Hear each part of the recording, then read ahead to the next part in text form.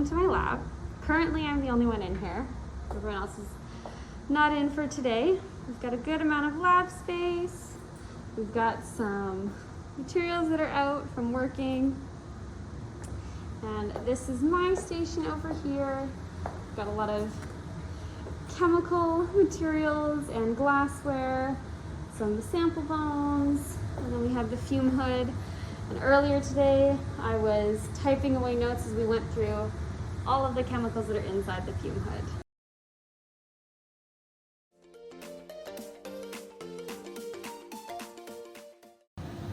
I am Grace Gregory-Alcock. I'm a forensic anthropologist in training, and I'm a scientist. I'm currently in my master's degree at the University of Toronto at the Mississauga campus under the supervision of Dr. Tracy Rogers. When I'm inside the lab, I'm usually working in this fume hood behind me. I am currently researching a histological method of assessing the sex of the human femur, so it's looking at a microscopic analysis of the femur.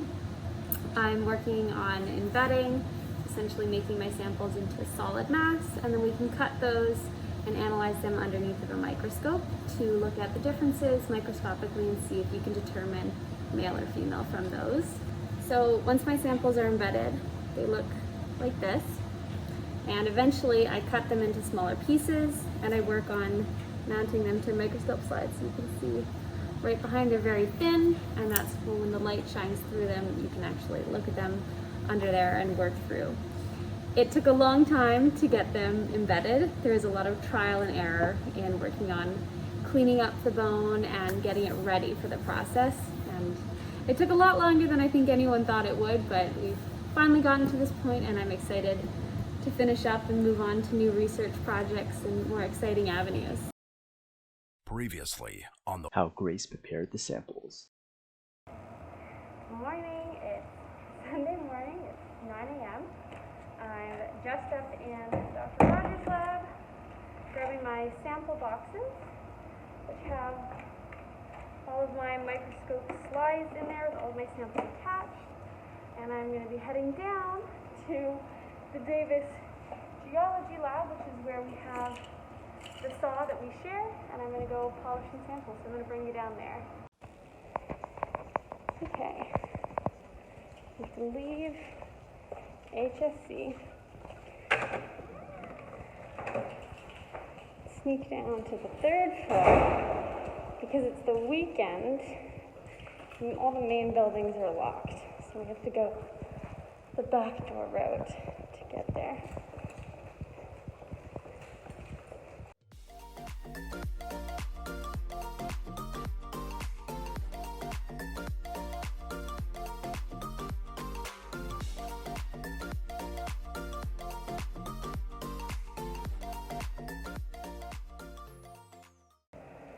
And we have made it to the geology department's Davis lab downstairs. Put down all my bags.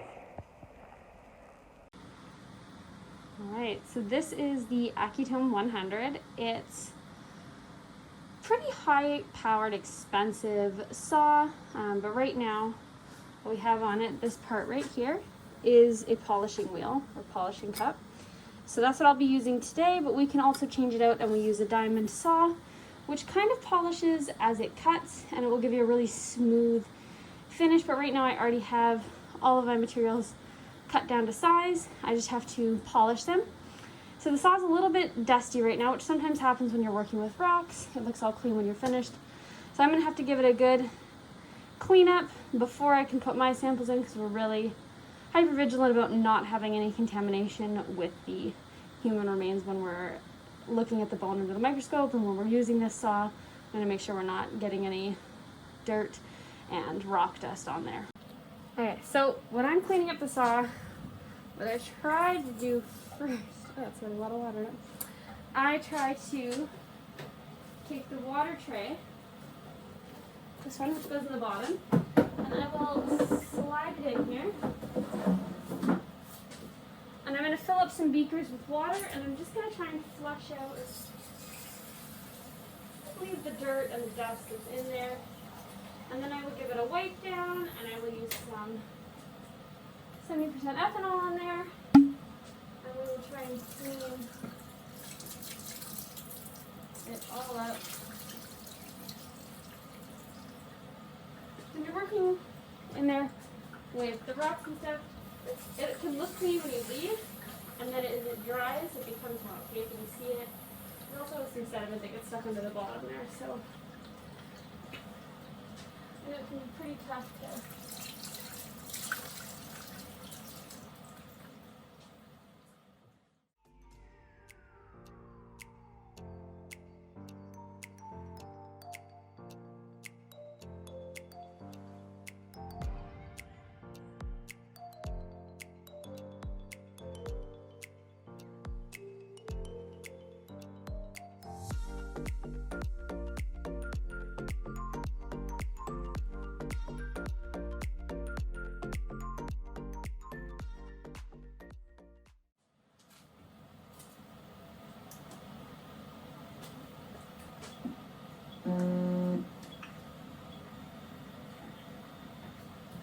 machine's looking good. What I want to make sure I do is that's all in the correct settings. There it is. There's grinding method. You've got the right rotations. All of that is good. Now what we get to do, we get to pick the sample that we're going to polish.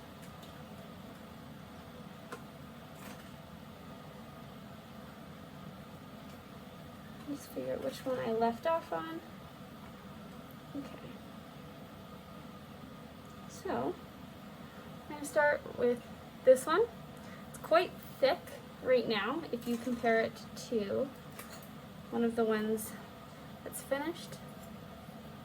Where you can see stuff behind it, but with this one, you can't see through the bone.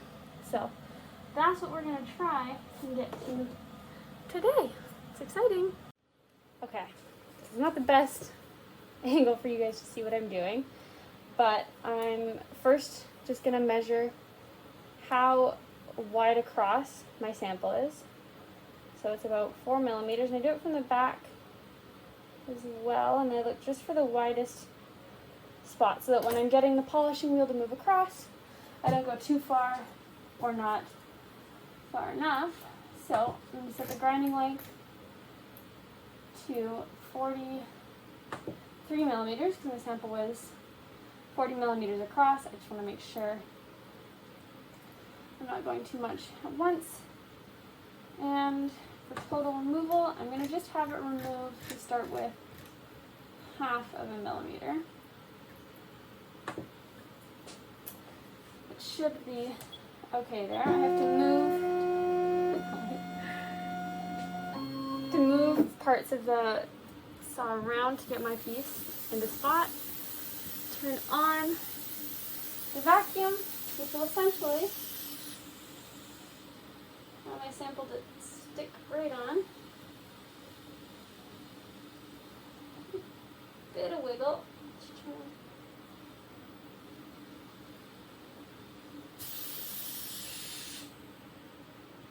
That's better. Okay.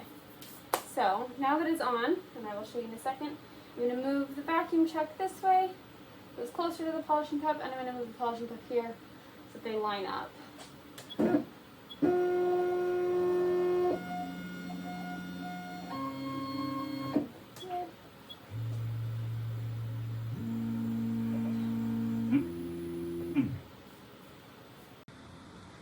So this is the vacuum chuck here, and my sample is mounted to it, into the polishing wheel, and it's just about touching.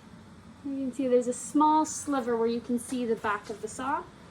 So it just means that when it polishes across, the saw shouldn't have to adjust too much or move around too much before it gets going. So that's what we're going to do. I'm going to close the lid of the Acutone down. It's in there, it's safe. It's a little hard to see because you've got this big strip here We're gonna hit escape. I've already set up, so it's removing a 0.5 millimeter, going across 43 millimeters, and all of the other settings are all good. So we can get her started.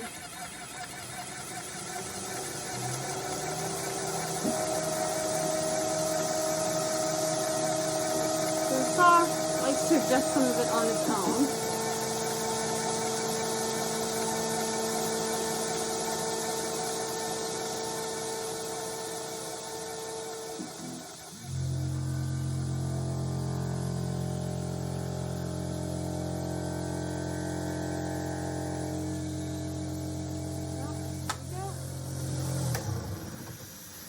So that sound, I don't know if you can see it right now, means that the vacuum was not able to hold my slide in place. So that's one of the really fun parts about this is you gotta try and work with it.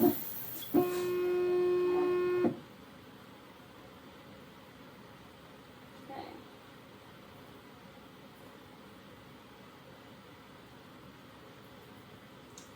I'm going to put this back in, but I'm going to put it in upside down. It looks like there's a higher spot on the one side. So hopefully by doing that, it will let the polishing cup move along smoothly, and it will keep my sample on.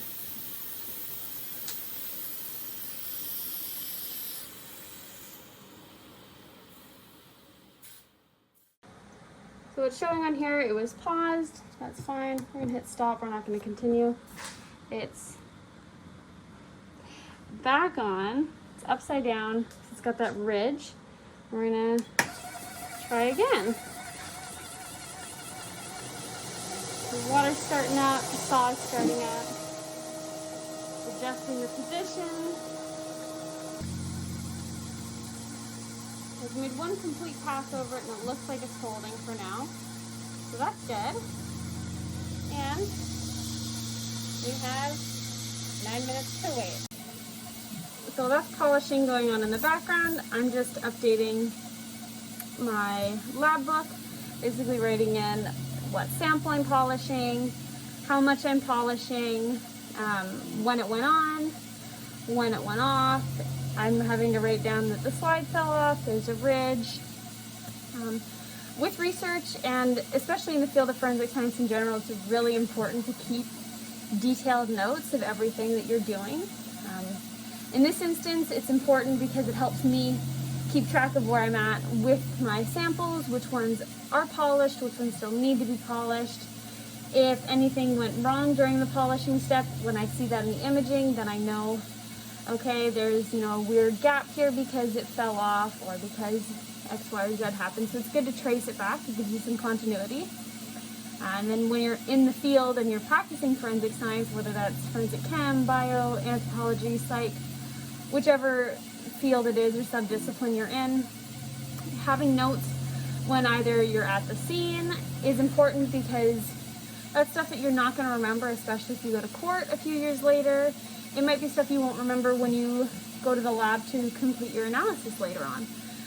So it's really important to have that for yourself.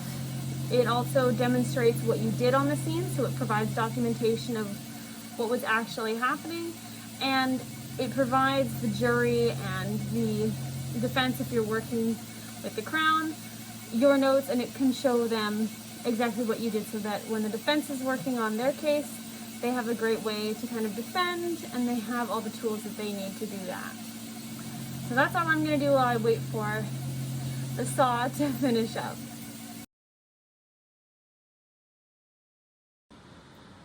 Okay, so the saw is finished again. I did another round that I didn't film, but it's pretty much done. You can see all of the little bits of the vacuum chuck behind the sample, which is great. These are getting really thin. I'm gonna polish it down just a little teensy bit more. This is where you start to get a little risky. It needs to be just a smidge thinner. Alright, so I just polished it.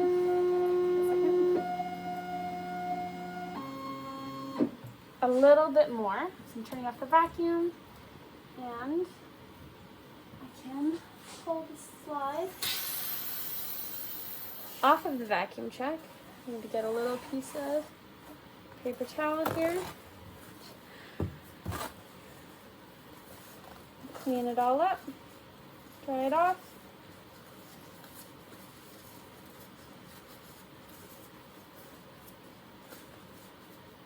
And you can see how thin that is compared to what it was before. So that's what we're kind of aiming for with all of my samples. So that's what I'm going to be doing today.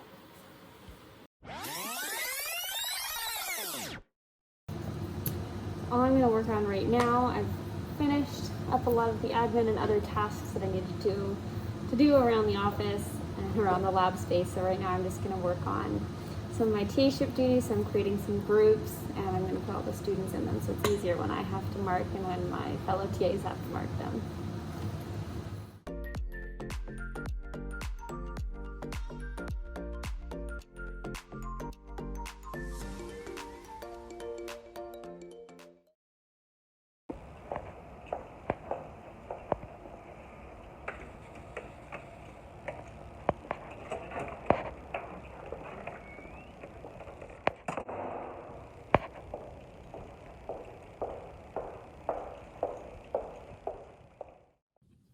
So, now that I'm outside the lab, I'm talking about the outside of the lab hobbies. I love to work with our department. We have an amazing outreach program run by Murray Clayton. And so we have a lot of high school students that come in and they get to tour the lab. We let them have mock investigations in our crime scene house, which we use in a lot of our upper year forensic courses.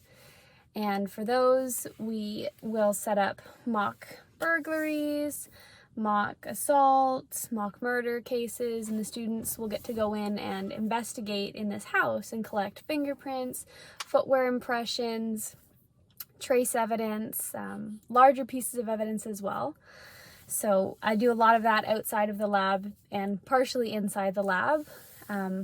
I love to travel and to get out and to see new cultures. So I went to France and I got to go see the catacombs in Paris, which was really amazing to see all of the human bone that was down there and how it was arranged and how they were able to do it in a really tasteful and respectful way. I also love to read books, especially old-fashioned books. So this one is called Skin and Bone by Thorne Smith. It's actually from 1933. If you can find a copy of it anywhere. So far, it is a wild tale about a man who literally spontaneously turns into a skeleton. So it's quite amazing. And now I'm going to start my drive home and hopefully traffic's not too bad. It's a decent commute.